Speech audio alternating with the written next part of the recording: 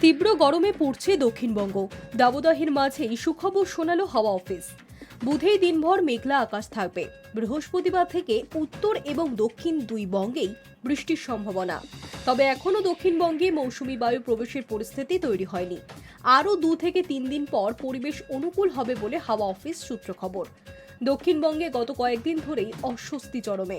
উপকূল এবং সংলগ্ন জেলায় গরমের সঙ্গে জলীয় বাষ্প বেশি থাকায় আর্দ্রতাজনিত অস্বস্তি অনুভূত হচ্ছে।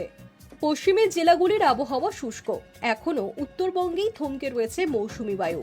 তবে শনিবার সক্রিয় হতে পারে বলেই আবহাওয়া সূত্রে খবর।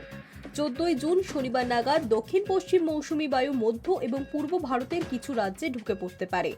হাওয়ার গতিবেগ এবং দক্ষিণবঙ্গের পরিবেশ মৌসুমী বায়ুর অনুকূল হবে আরও 2-3 দিন পর, এমনটাই মনে করছে আবহাওয়াবিদরা।